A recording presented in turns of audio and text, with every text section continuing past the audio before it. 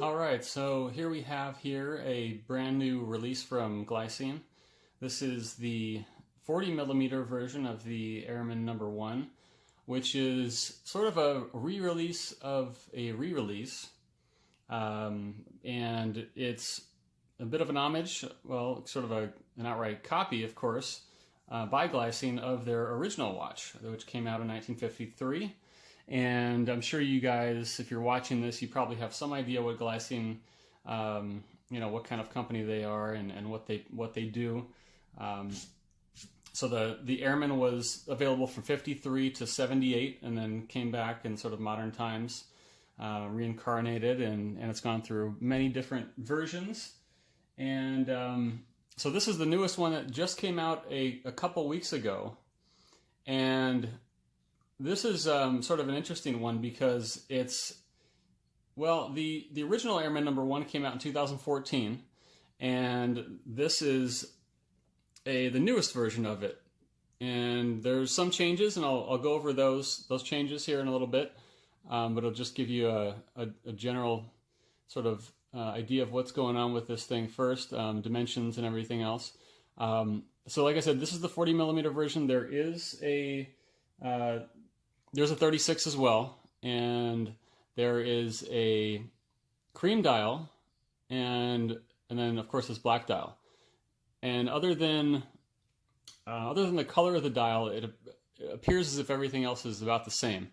Now I literally just opened this up, and I'm trying to take a closer look at it right now. It looks like this one has, well, I'll go over the details later, but I just noticed this one has brushed hands in it as well. And I know the white version has brushed hands, just to help with visibility. But so first off, it comes in this really cool sort of vintage style wood box that Glycine used to use back in the day. And they recently they started using these for a couple of their different releases. I know the 1953 vintage release, which is the cream dial based on the first dial that they used. They use this box, and so that's kind of a cool little touch. I like that they did that. It makes it feel a little bit more special, and it's a nice thing that Glycine did. I mean, I know they're trying to cut costs recently with the Invicta purchase and everything. So it's nice to see that they're not cutting costs in all respects. But this is kind of cool because it slides off there, and then it also has, it's sort of like a faux sort of a leather lining in there, and it's actually sort of padded, and it's got these little strap holders, I think, here. I think that's what that's for. But it's kind of cool. I like that they did that little extra.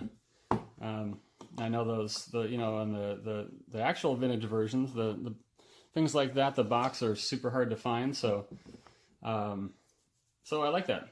But anyway, let's get into the watch. So like I said, it's 40mm. It's actually quite long lug to lug. It's actually 50mm lug to lug. So it's quite long, but it actually, and you'll see in a second when I put it on, it actually wears really, really well. It's quite slim. It's even with the dome, the big domed acrylic there. It's only about 12.5 to 12, maybe 12.7, I think is what I got on the thickness. So you can see it's pretty slender, and it wears really well. So let me go over some of the differences between this one and the last #1 release.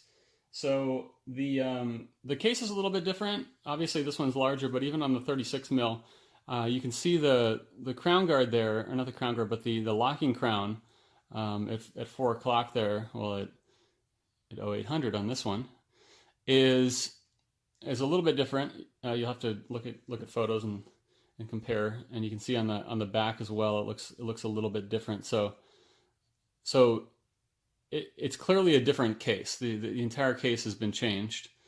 The bezel is different as well. The other one has the insert on the bezel looks like it almost has like an insert, and this one is all one piece, which is like the original one. So this, I just looking at the small details, this one seems to be a lot more faithful to the original. So that's kind of cool. Let's see, what else? What are the other differences here?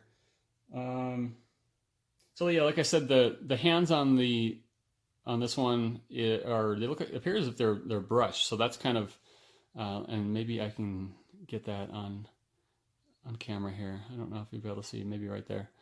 So that's kind of interesting, and I think they probably did that just so you could, sometimes with polished hands, if you have the wrong reflection of the light, you can actually sort of lose the hands in the dial there. So that's kind of interesting. I'll see how that works, but I have a feeling it's actually going to be a good thing overall. And on this version, they also decided to brush the case on the black version. On the one that came out in 2014, it was all polished. Everything was polished on the entire case. And so they kept it faithful on this one, and they decided to go ahead and keep it all brushed, which I think is cool. So other differences. So the loom plots on the white version are more like this iteration, which was sort of the later versions after 1965, and so you can see how you have 1 and 3 and 5 and 7. There's no loom there, and if you look at some of the older versions, and I'll put in a couple of pictures, you can see that they had a different version that had triangles at 12 and 24, and then little dots. So actually, much like the modern base 22, which has the same type of loom plots. But on the white version, of the new one, they have loom plots that are just like this one. So that's a little bit different. I kind of wish they would have done that other style, because you've got loom on every single number, which makes a lot of sense. I mean, if you're going to put loom on a dial, it makes sense to have loom at every number. Otherwise, in the dark, it's really impossible. I mean, with this watch in the dark, it's nearly impossible to tell what the time is. It's really, really, really difficult. So it kind of renders the loom almost pointless. So the movement in this version is a Solita SW330, and the older version they used an ETA 2893. And the other sort of controversial thing with this new version is that there is it only has a 10-meter water resistance. So that was when people were talking about this watch in the comment section of the Massdrop, people were really concerned about that, and versus the last version, which is 100 meters, and some people, I think it probably stopped them from buying the watch. For me, it's never a watch I would take near water, and I'll probably just treat it like other vintage watches that I have, and just try not to wear it on a day where there's going to be some thunderstorms, and if there is something like that, put your hand in your pocket or something like that. I don't think it's going to be a problem at all. It'd be interesting if somebody pressure tested one of these so we could see what it actually can do.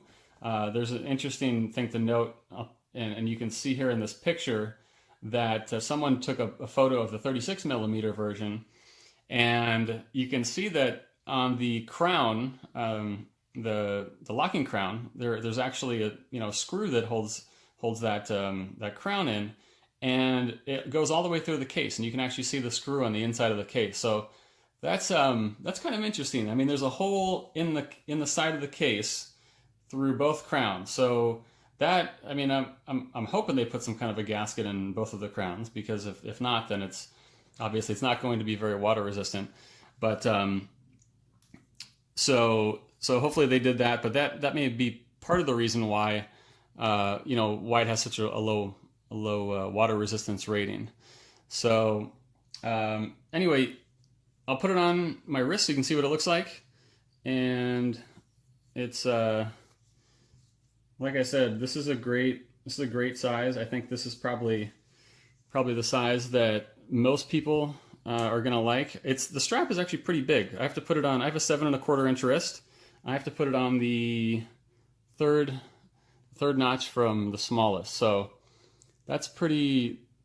It's a pretty big strap.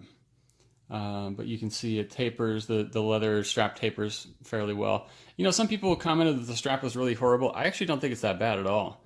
I think this is really a lot like the vintage straps, and so I think that's kind of cool. But you can see it wears really, really well. It's a 22 millimeter strap, and it, you know, I'm glad that they did a taper on it, because it wears really, really well. It's really a perfect size to me.